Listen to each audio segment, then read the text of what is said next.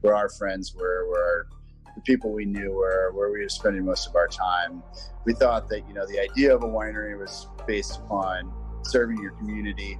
And so that was where that started. And we didn't even know the word really urban winery at that time either. It was just kind of like, yeah, we're going to make a winery.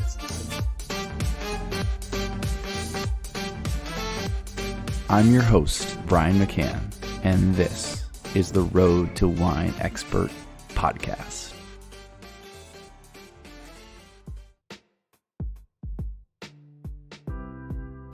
My guest today, Thomas Monroe, is more than just a mustache, even though he goes by Wine Stash on Instagram.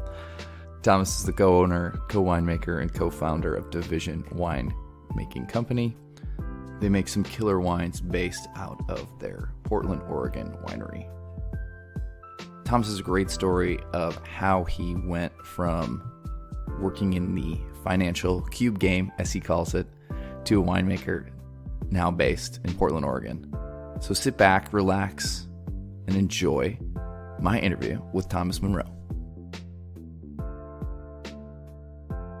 Kate and I were kind of living in St. Louis / Connecticut, New York area, and a opportunity came from her dad to go work for their family friends in the Loire Valley, and just kind of having that out there and, saying, oh, there's an option beyond the, cube grind that was taking place at that time.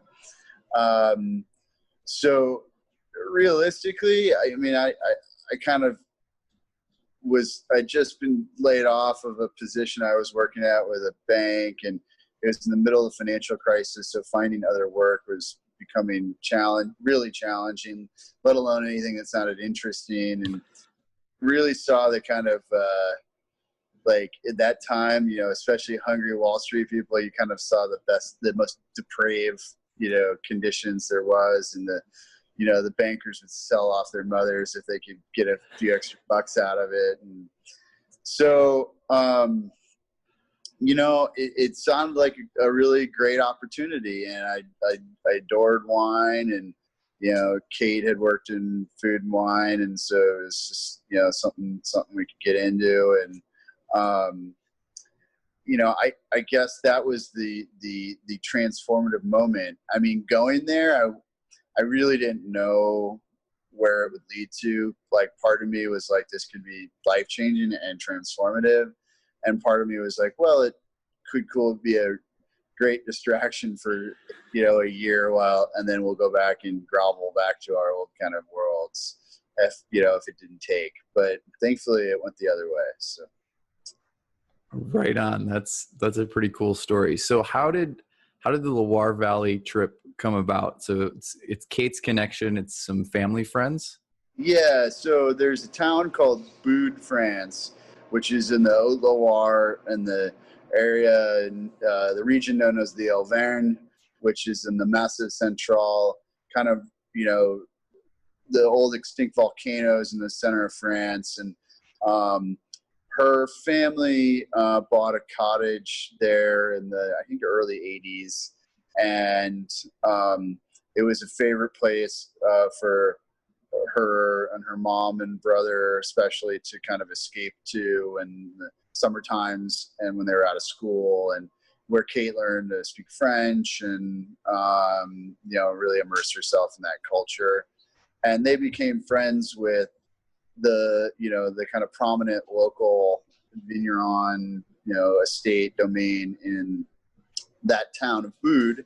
And it was them who had kind of put the fishing lure out there and said, hey, come help us out. We'd love to have you work with us on the vines and in the winery and really learn about what it takes to kind of run a domain. Very cool. So you liked wine before that? Did you know anything about viticulture or the winemaking process, or at that point were you just enjoying a glass or bottle here and there?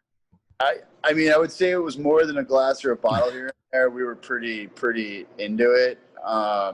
It was, beyond Kate and I sharing it when we were living in California, it was something I did. Yeah, spent a lot of time with friends, kind of cruising around various wine regions there, and so it definitely had a kind of hobby obsession at that point. But as far as any fundamental knowledge of how viticulture or winemaking worked, there was none of that. Okay. So you go to Loire, you're working. Give me some more details on that experience and sort of what did you start out doing? And then by the time you left France and came back to the US, what were you doing at the tail end of that trip? Okay, so we got there in the spring, and so the first kind of stuff Kate and I were doing was just kind of getting a lay for the land, but mostly in the vineyard, and then just we taste. I mean, really simple stuff like tasting some barrels, just kind of got a familiarity with what was going on in the cellar, and then we started actually a program, a viticulture and enology teaching program that the one of the owners of the domain, it was like a peer of his from when he was in university, enology viticulture university in Dijon in Burgundy, and he now became a teacher of sorts for winemaking. And he was based out of a town, like a really small town next to Fleury in the Beaujolais. And so where we were in the Haute-Loire was, about a 2-hour drive to the Beaujolais. And so he kind of set up for us to take this kind of program that was privately taught. And so we would go over there for a couple of weeks at a time and basically take classes at his house with his mom serving us coffee and tea in the morning, and it was very cool. And he provided all the the coursework and this, and then we'd spend the afternoons and go back and forth and work on different estates or go in different people's vineyards or go to a cooperage, and it was very immersive in study. It was quite challenging for me. I didn't speak much French at the time, so Kate had to,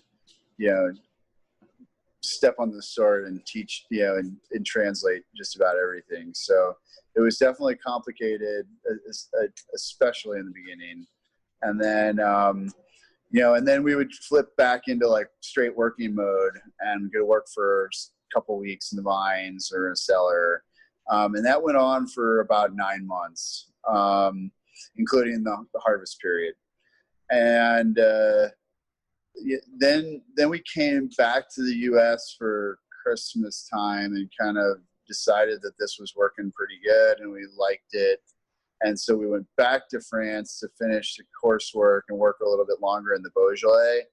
And before making the final jump off to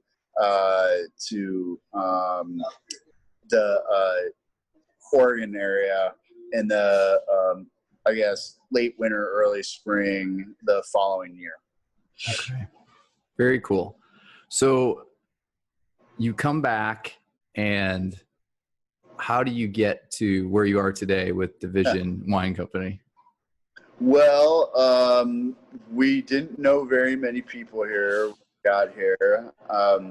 There had been some visits beforehand to the region, and we had stayed with and gotten to know Russ Rainey, who at the time owned Evesham Wood, and a couple of his kind of contemporary peers like Brian O'Donnell at Belpont and Steve Dorner at Christum. And so that was kind of the starting point of just kind of feeling out what those guys were up to. None of them needed anybody at the time, but they definitely helped us with, introductions and whatnot.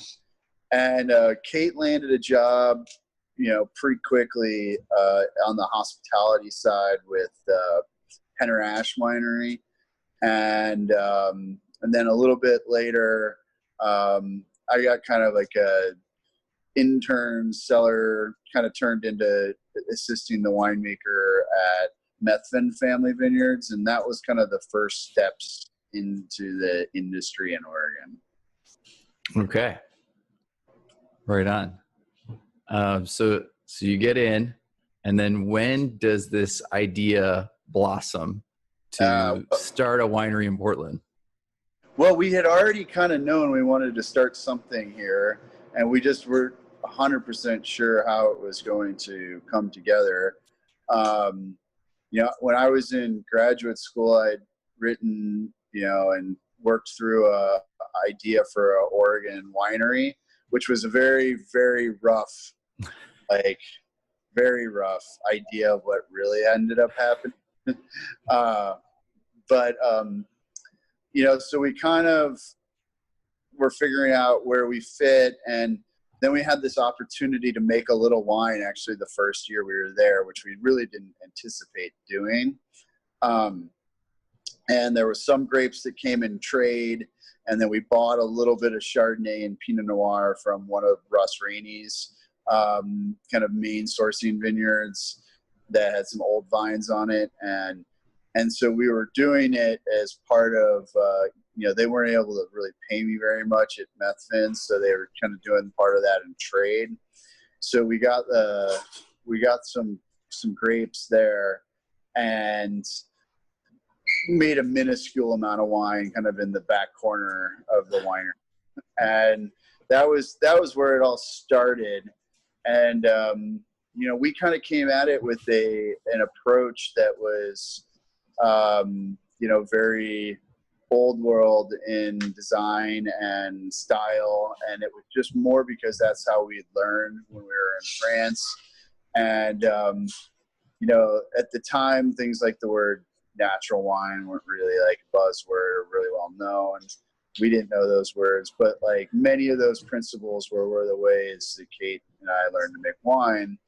And, so it was definitely like we were the odd ducks at that point. And, things have rapidly changed around here, but it took quickly. It was exciting to see that people resonated with the wines quite early. We got a couple of nice early press hits from both local and national folks. And Kate and I are pretty high energy and, get after it pretty good. So we would take our wines any place that would be willing to listen to us. And, eventually that started building up a little bit of steam. And then about 18 months after that, the idea for the Southeast Wine Collective, which is where we are now, really started to kind of take shape when we realized that we wanted to have our winery based in Portland, when our community where we lived, where our friends were, where the people we knew were, where we were spending most of our time. We thought that, the idea of a winery was based upon serving your community. And so that was where that started. And we didn't even know the word really urban winery at that time either. It was just kind of like, yeah, we're going to make a winery that's in the city. And when we got to Portland, and we got the Southeast Wine Collective open, we were with a couple of other wineries too, which was necessary at the time because, we had grown from 200, 250 cases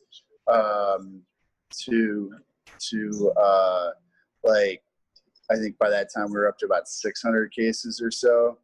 And so our winery here is designed for about 8,000 cases. So we really needed to help fill the space in order for the winery to be able to financially operate.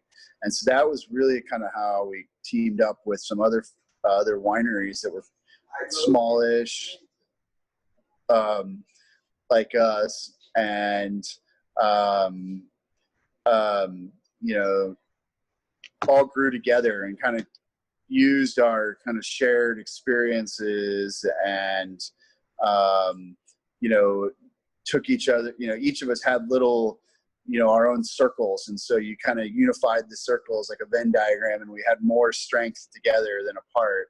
And so we built up this kind of recognition in Portland, and that then, allowed us to kind of go beyond that and out to other markets. And it's just really kind of snowballed in a sense from there. And Kate and I are really fortunate that, people have really picked up on that and picked up on both the wines we make and what we represent. And so now, it's 6 years later, 7 years later, and we're making about 5,000-6,000 cases of wine, and and we're selling all over the U.S. and to a couple countries and stuff. And so it's been an exciting and extremely exhausting process, but I wouldn't trade it for the world. Awesome. So getting a little bit back into that story, and kind of the idea of the business plan and thinking about where you are making wine today, and not knowing like terms like natural wine that have become, like buzzword. Yeah, buzzwords, trendy, umbrella terms for like all these different aspects of the wine industry. What were your like core philosophies when you started out and made that plan of like, this is how we're going to make wine? Well, the biggest things we were looking at the time that we looked at in the Oregon wine industry that we knew we wanted to be different about was with the few exceptions, like some of the folks I named earlier, like Evesham Wood and some wineries like Cameron and a few others. There was this kind of tendency for the Oregon wine industry to kind of make somewhat similar styled wines. There was, 2 or 3 kind of primary vineyard management companies that were doing things pretty much the same. And so there was this kind of like Oregon style, and, it was not quite as ripe as California, not quite as lean as Burgundy, and to me, at least, and I think to Kate as well, there was just a lot of uniformity in the wine, which realistically made a lot of sense because we were a young wine growing region, and neighbor X sees what neighbor Y is doing, and neighbor Y is having success with it, and people are liking the wine, so I just do what neighbor X does. And so, but what we had learned about was not that like winemakers in France were like more gifted or knew something realistically that nobody else knew, but they did know their sites. And they had, and they didn't really follow so much what the next guy was doing. They did what was working, that they knew worked in different years and different climates on their particular site. And so there wasn't just this kind of like, oh, we prune it this much every year because that's the way we do it. There was a lot more malleability with it and customization of how you both make the wines and how you farm your site based upon different, vintages. And so we felt compelled to try to take some of that, but, that practicum and apply it to Oregon, which we thought had this and does have this fantastic terroir potential. We have a lot of microclimates here, varied soil types, and, and a climate that really is conducive to making unique, cool climate wines, but having to embrace that things have to be, you kind of have to move with the different vintages, and you have to like make adaptive decisions, in order to make something unique and not taste, commercialized or stabilized in one particular fashion. So that was kind of a premise that we came into it with. And then the other big thing was that we had worked, almost exclusively before with indigenous yeast fermentation, and so we wanted to not use commercial yeasts if we could. And there wasn't really any like dogma to it, like as saying there really wasn't the word natural wine. It wasn't like polarized in some ways like it is now, where there's like, here's the rigidity of how you have to make a natural wine. it was just kind of like the way certain people did things, and they didn't really market it like that, but it was how our mentors made wine and how they farmed. We were working with organically farmed vineyards. Now a lot more people are in biodynamic farming, but at the time we worked mostly with organic farmed. And so it was just like, those were the things we were seeking out. And we didn't really have, again, any like religion tied to it, but we were just like, here's what we would like to do. And hopefully we can go out there and find ways to do that and create something that has its unique sense of place and time, not just the land, but of that vintage as well. And then of course our, mark on it too, on what we feel is, the right blend and the right picking time and all those kind of stuff.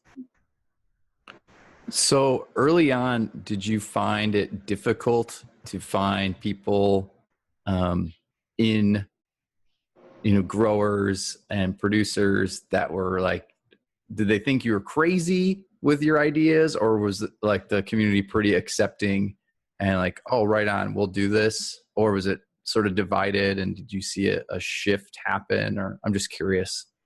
So in the beginning, we didn't really make it on the radar of anybody.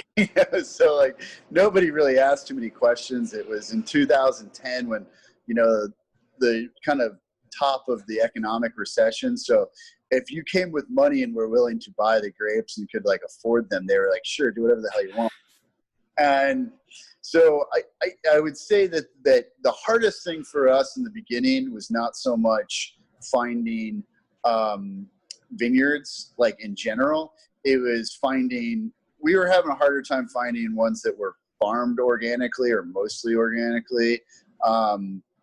That was a little more complicated. And then we definitely, weren't a known entity. So like none of the big name vineyards were really kind of on our site at that time. We were just really trying to find small family run vineyards that were doing most of the vineyard practices that we could get on board with. And if they weren't, that were willing to let us kind of like make some, decisions on how to change stuff up a little bit. What really, I would say, when things took notice, and was a few years later when we opened the Southeast Wine Collective, and mostly that's because of the idea of having an urban winery than it was anything particular about like Kate and I's winemaking style. It was, we're all of a sudden kind of doing something in town, and it was getting a fair amount of attention, and to some people they maybe thought that was distracting against what the Willamette Valley was about. But ultimately it's been, I think we have earned our little spot in the scheme of it. We adore the history of wineries that have kind of started here, and really think that there is a place for everyone. And we try to be extremely understanding and kind of everybody who has created this kind of amazing environment for making wine in Oregon. And I think that over the years, we have been able to demonstrate that we make good wines, that we're doing something interesting. And yeah, we're in town, but like, we're not trying to be abrasive about that in any ways. That makes total sense. So for someone who's watching this and thinking like, oh, I want to do exactly what Thomas is doing, what advice would you have to them, especially if they're just starting out and maybe just getting into wine? What should their first step be prior to, opening an urban winery, so to speak? Well, I mean, yeah, getting some experience, obviously working in wineries that share the kind of, style and passion that you're into is a great first step. It's really hard to just jump into something like this and expect to have a lot of success right off the bat. And I mean, as most people can make numerous jokes about, it's very easy to lose a lot of money in the wine industry.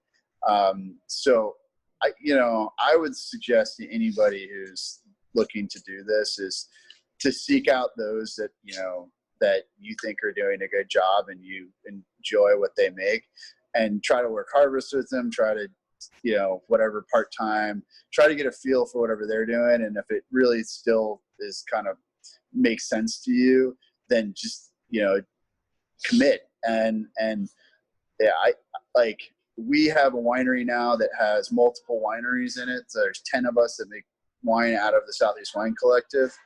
It's incredibly important that you are wholly into this, that you show that in yourself and your wines and your image that you put out to the wine market, because there are a lot of wineries. And when somebody has the option of making a choice amongst many different wines, maybe some very similar in price or quality, they're often going to make that final decision based upon the passion and the commitment of the people behind it and how dedicated they know they are. And so I would just say to anybody who does this, make sure that this is what you want to do and be really committed to it, because it's going to take some time. It's not going to be overnight. It takes many wineries, even the most well-funded, most experienced people, everything's checked off. It might take them 5+ years before they've, really made anything going and it's working well financially.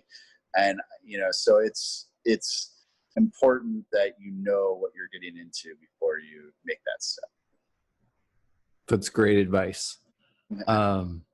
Advice that I've seen and learned and for both good and bad around me.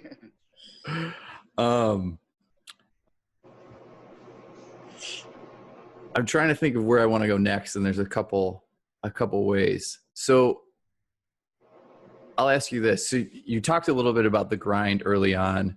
You said you got some nice press. You took your wines everywhere you could, and you still do. I follow you on Instagram, and it seems you're always somewhere. Yep. So you're still knocking down doors. How did you go about getting your first wins? Getting some early press? Was it a little bit luck? Was it some connections you had? Did you really just call up everybody and say, please taste this? All of the above. I mean, I can't, hard work goes a long way in life, and a lot of people. Sorry, somebody tried to call me there. Hard work can go a long way in life, but you need a little bit of luck sometimes and a lot of perseverance. So yeah, I mean, in the very beginning, I mean, I was doing a tasting of our first rosé. It had been open for we literally the first day we were selling it, and we were doing this tasting in Carlton, and at the time, kind of noted, celebrated wine writer from the Oregonian, Catherine Cole, was signing her first book next to me at the wine tasting, and so she liked the rosé, and serendipity, she wrote something up on it, and that was just blind luck that we were there the same day. So that was kind of a first thing. And then, some of my our peers here in the wine industry that were early winemakers, kind of in the same stage we were, they'd been maybe worked in restaurants or in retail shops or wine distributors around Portland for years before that. We had none of that. We knew nobody. We were I didn't know the names of most of the restaurants, let alone who was working at them. So, it was things like going on, a couple days a week before happy hour started, and bottle armed in hand, and, and sitting down and buying a drink, and then introducing yourself and saying, hey, is it okay if I, bring my wine up? And sometimes people would say yes, and sometimes say, hey, I'm too busy right now, but trying to be really polite and respectful of their time. And so worked. I mean, it really, really worked. And, it builds up a little momentum. And then, when we started trying to sell out of state, like you said, that was the first distributor. Was a bit of personal connections, and it was introductions from friends and family that knew person X who ran distributor Y, and you just, kind of harass them until they'd really talk to you. And, and then having some good results with them. And a part of that was always from the beginning, a commitment to visit those markets, and which we still do to this day. And can be a hard grind, but it is really, really important, at least for us, to stay as close as humanly possible to the end consumer, and to spend time with the sales reps and the wine buyers and everyone all the way down to the person drinking in the glass, to, to have some time with them and to personalize, something that people have a lot of choices on. And so we will remain committed to that. And, no matter how much time it takes and how complicated it can be, it's just, it is the best way in my mind to make an impact, a lasting impact with somebody for a long time, that they'll continue to support your wine. It's a little old school, but it Super still old. Works. Relationships still matter. We're not selling widgets here. It's not, we're making wine that people can, you're trying to hopefully give them an emotional connection and something that look forward to and enjoy their day with. It's got to have some soul to it. Well said. What are you drinking these days? What's exciting for you in wine, beer, spirits, you name it? Yeah. So, we're always looking at different things, and I would say I have a curious interest in all types of wine. There's some kind of things that seem to, find their way into more everyday drinking that I love. Still a huge Gamay freak. So there's both Gamays from here, there, and yonder that tend to be a part of the equation each day, or each week. But yeah, just really having an open mind to whatever it might be. Like this, this is just a recent example. I've had a couple of opportunities to taste different Georgian wines, and while they can be like all over the place in my mind, some of them are quite fascinating and interesting.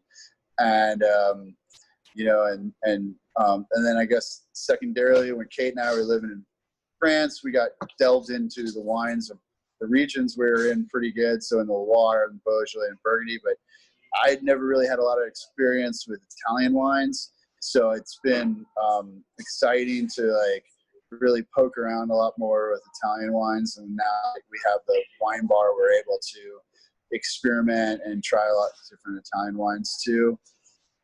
Outside of the wine realm, I drink fewer and fewer spirits as I get older, but I am still quite into mezcal and tequila. And the cider, kind of the increases in different ciders, especially the kind of heritage apple ciders and heritage perry ciders, have been really kind of fun to get into as well. And that's, something I never really drank 10 years ago or 5 years ago even. Excellent. So sticking in that vein, what is the last great glass or bottle of wine you had? Well, this is good timing because I was working in Kansas City last week, and we had when you visit with the distributor, oftentimes you'll have a meeting with them in the morning with the staff. You'll go through the wines and kind of talk through everything. And this is pretty normal, but what is not normal is when one of the delivery drivers who works for the distributor who has like a 2,000 bottle collection says, "Oh, I should bring over one of my wines for this," because you're talking about Evesham wood. He's like, "I've got this great collection." So he brought over a bottle of 1998 Evesham wood from Seven Springs Vineyard, which is now part of the Evening Lands family. And we opened that up at 8:45 in the morning at the lineup for with the sales reps. And on the first sip, it was easily the best Oregon wine I'd ever tasted. Wow. And it was just one of those things where you're just like, kind of like, you're like, whoa, did I just try that? Irie? No, the Evesham wood that I had in Kansas City. And so, that was definitely the most, it gave me this kind of like, yes, we can do this in Oregon. I would have put that wine up against just about anything. It was a transcendent wine, which is always exciting to have. Very cool. Very cool. I don't know a better place to end than that story. It's a nice uplifting note on, I think, what you're doing and where you're heading. So if people want to get in touch with you and learn more about your wines and the Southeast Wine Collective, where do they need to head to connect? Well, either of our websites, divisionwineco.com or sewinecollective.com, are good starting points. But I mean, if you want to come visit and hang out, I just encourage people to email us, give us a call. We're pretty approachable, unless we're out of town. We try to Kate and I or Luke our assistant. We probably do a dozen different private tastings for everyone from industry folks to just people who want to come every week. And we try to make ourselves as available as humanly possible.